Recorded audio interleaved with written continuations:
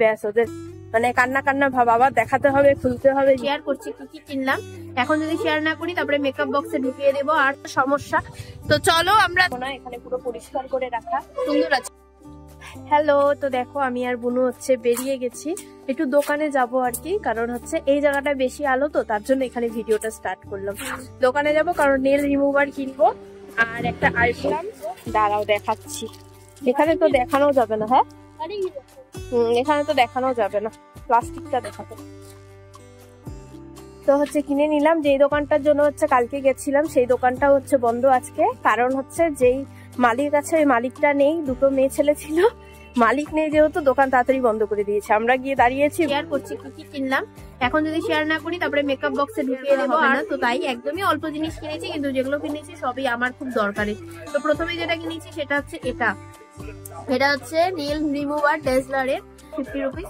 তো ওটাও একদমই শেষের দিকে, 1-2 সপ্তাহের মধ্যে নিতে হবে, তার জন্য এই যে একটা 10 টাকা দিয়ে কাজল কিনে নিয়েছি, এটা আইব্রো কিনেছি। তো কি বলতো, আমি 3টা একবারে কিনেছিলাম, একটা এই বাড়িতে, একটা ওই বাড়িতে, একটা আমার জন্য, তো দুজনের আছে, আমারই নেই। তো এটা একটা বুনু কিনেছে, বুনু আমার সাথে গেছিল, বুনু কিনেছে।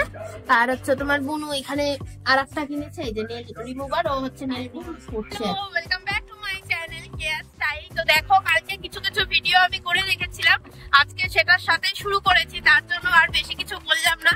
তো এখানে পুরো হাওয়া, আর আমরা যাচ্ছি হচ্ছে একটু ঘুরতে, আমি আর অনিমেষ। আজকে ডুগুকে নিয়ে নি, ডুগু আছে দিদুনের কাছে, কারণ খুব হাওয়া, তো এমনিতে সর্দি কাশি লেগেছে, তার মধ্যে বেশি আবার হাওয়া হলে বাচ্চাদের এমনিতেই বোঝা যায় না, এত যত্নে রাখি তাও যে কি করে সর্দি কাশি লাগে, ওটাই হচ্ছে সমস্যা। তো চলো আমরা আজকে যাচ্ছি হচ্ছে তোমার, কোথায় যাচ্ছি অনিমেষ? তো ফাটাপুকুর যাচ্ছি, ওখানে একটু কাজ আছে, তো আমারও ঘোরাও হয়ে যাবে, আর ওর সাথে গেলে বেশ ভালোই লাগে।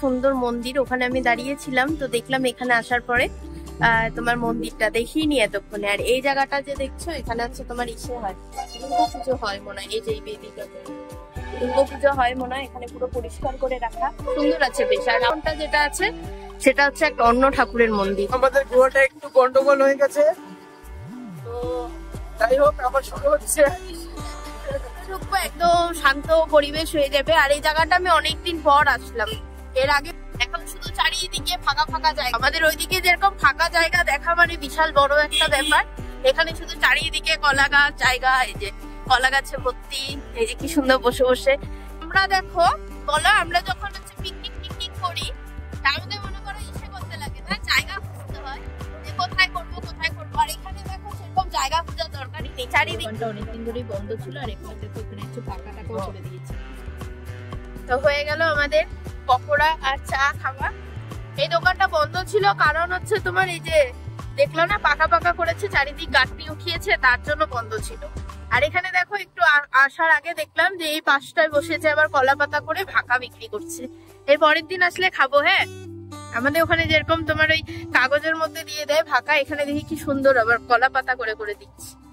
চা পকোড়া খেয়ে পেট এত ভরে গেছে, আজকে আর ভালো লাগছে না। আর এখন হচ্ছে বিকেল হয়ে যাচ্ছে, এখন যাবো হচ্ছে বাড়ির দিকে, কারণ 5:30 বাজে। তো চলো আজকের ব্লগটা এটুকুই, একদমই ছোট হলো ব্লগটা, জানি আজকে অতটাও ভালো লাগবে না তোমাদের ব্লগটা দেখতে, তো যেটাই হয়েছে ভালো মতো দেখো। আর অন্য আবার কালকে একটা নতুন ব্লগ নতুন ভিডিও আসবে, তো প্রতিবারের মতো এরকম পাশে থেকো, দেখা হচ্ছে নেক্সট ভিডিওতে। চলো বাই বাই।